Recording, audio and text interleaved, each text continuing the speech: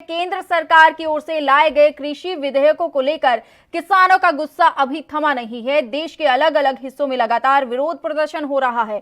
शुक्रवार को पंजाब में किसानों की ओर से रेल रोको अभियान जारी रहेगा। साथ ही उत्तर प्रदेश, दिल्ली के आसपास के इलाकों में भी विरोध होगा। किसानों की मांग है कि सरकार एमएसपी देने की बात बिल में शामिल करे। पंजाब के अमृतसर में किसान मजदूर संघर्ष कमेटी पिछले 9 दिनों से पटरी पर बैठी है। कमेटी के सुखविंदर सिंह का कहना है कि हमारा ये प्रदर्शन 5 अक्टूबर तक जारी रहेगा और तभी आगे का फैसला होगा। वहीं दूसरी ओर 3 अक्टूबर से कांग्रेस नेता राहुल गांधी पंजाब में प्रदर्शन में शामिल होंगे।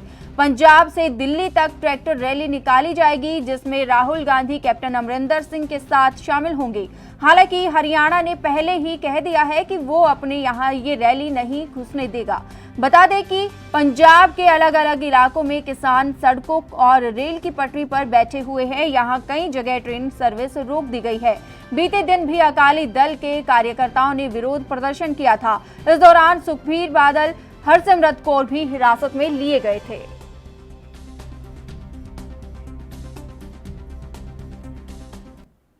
ज्यादा जानकारी के लिए विनीत कपूर, विशेष संवाददाता, हमारे साथ चंडीगढ़ से फोन लाइन पर जुड़ गए हैं। विनीत कपूर, आपसे जानना चाहेंगे, किसानों का हल्ला बोल लगातार जारी है कृषि कानून को लेकर, क्या जानकारी मिल पा रही है? बिल्कुल, देखिए, कृषि कानूनों की बात करें तो लगातार किसान जो हैं वो प्रोटेस्ट का मार्ग प्रशस्त किए हुए हैं। सीधे तौर पर विभिन्न रेल मार्ग जो हैं उनको जाम कर दिया गया है। कई ट्रेनें जो हैं उनकी आवाजाही अवरुद्ध हो चुकी है और अब किसान नेशनल हाईवे की बात करें, स्टेट हाईवे की बात करें, कुछ शॉपिंग मॉल्स की बात करें, टोल प्लाजाज की बात करें, तो उनको भी ब्लॉक करके वहां भी प्रदर्शन की रणनीति बनाते हुए नजर आ रहे हैं। राहुल गांधी खुद पंजाब में किसानों के साथ प्रदर्शन करने के लिए कल पंजाब पहुंच जाएंगे। 3 दिन का उनका ये दौरा रहेगा।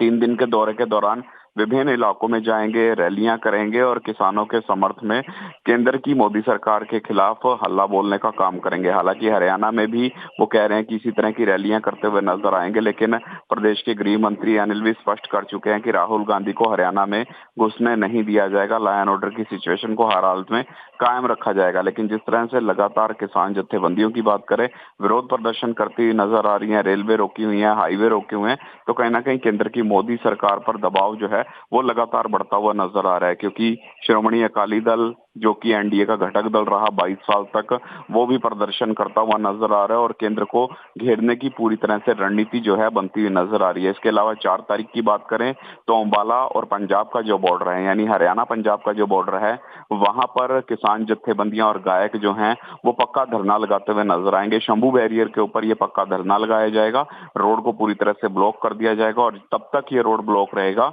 जब तक केंद्र सरकार जो ये खेती बाड़ी कानून है इनको वापस नहीं लेती। जी, और अगर बात की जाए किसानों की मांग की, तो किसानों ने ये कहा है कि सरकार एमएसपी देने की बात जो है बिल में शामिल करे। लेकिन वहीं सरकार की बात की जाए तो सरकार की ओर से भी ये साफ कर दिया गया है कि एमएसपी वही रहेगी और एमएसपी में कोई बदलाव नहीं किया जाएगा और इसके अलावा एमएसपी बढ़ाया भी गया है। देखिए, सीधे तौर पर सवाल एमएसपी का नहीं है, क्योंकि केंद्र बार बार कहता नजर आ रहा है कि एमएसपी जो है वो बरकरार रहेगी। लेकिन सवाल इस वक्त ये है कि क्या मंडियों के अंदर एमएसपी के आधार पर सरकारी एजेंसियां पहले की तर्ज पर किसानों की फसल की खरीद करेंगी?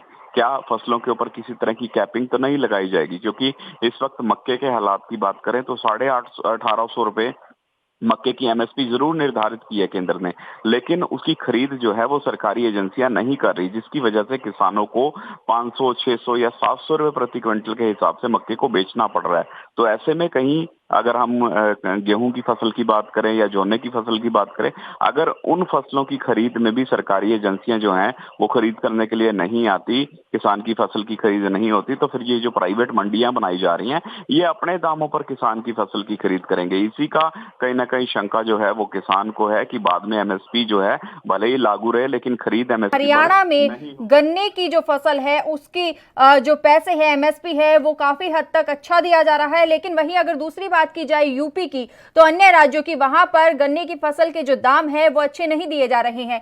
ऐसे में अगर यूपी के किसान यहाँ हरियाणा में आते हैं, हरियाणा में अपनी फसल को बेचते हैं, तो हरियाणा के किसानों पर इसका किस तरीके से असर पड़ सकता है?